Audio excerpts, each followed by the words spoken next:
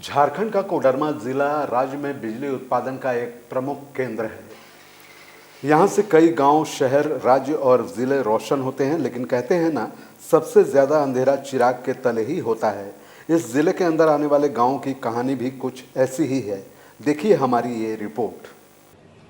देश में कई बार ऐसा हुआ कि देश के एक हिस्से में बिजली थी, लेकिन बिजली सप्लाई नहीं हो रही थी और उसके कारण दूसरे इलाके में अंधेरा था। और पिछली सरकार में हमने विश्व के अंदर भारत की बदनामी हेडलाइन से हुआ करती थी अंधेरे की, वो दिन हमने देखे हैं।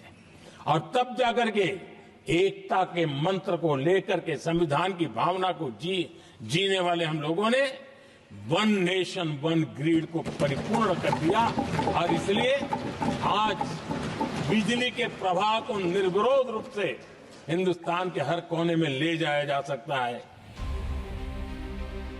प्रधानमंत्री मोदी का ये बयान वर्ष 2024 का है। वन नेशन वन ग्रिड को लेकर सरकार का ये दावा है कि पूरे देश में बिजली की निर्बाध आपूर्ति की जा सकती है।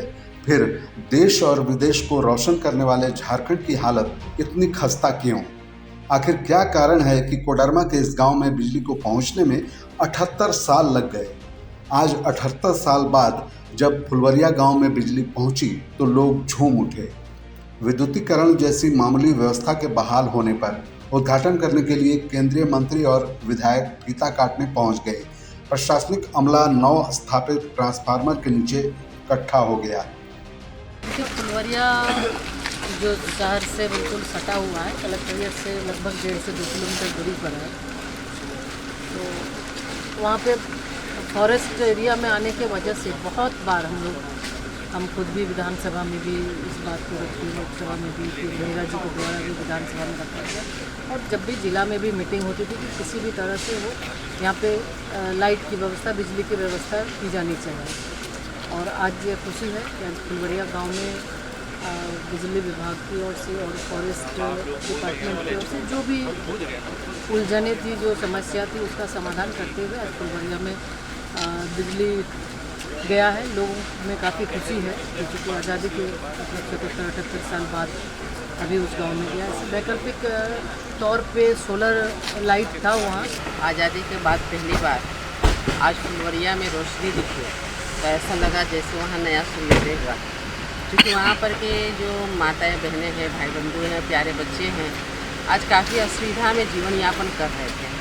बारिश के दिनों में सांप, बिच्छा, जीव जंतु, विभिन्न प्रकार के चीज़ों से उनको काफ़ी दिक्कत आ रही थी।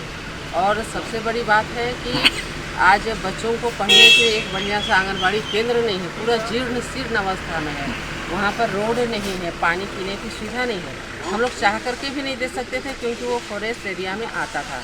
लेकिन आज कम से कम बिजली की शुरुआत हुई है तो हमने कहा है कि कम से कम रोड और आंगनबाड़ी केंद्र, पानी की व्यवस्था, ये सभी फॉरेस्ट डिपार्टमेंट से हो। ये गांव कोडरमा से महज 5 किलोमीटर दूर है। उस कोडरमा में जो खुद झारखंड में बिजली उत्पादन के लिए जाना जाता है। कोडरमा के एनटीपीसी प्लांट की बिजली उत्पादन की क्षमता 1000 मेगावाट है, लेकिन इस जिले का हाल चिराग तले अंधेरा वाला रहा।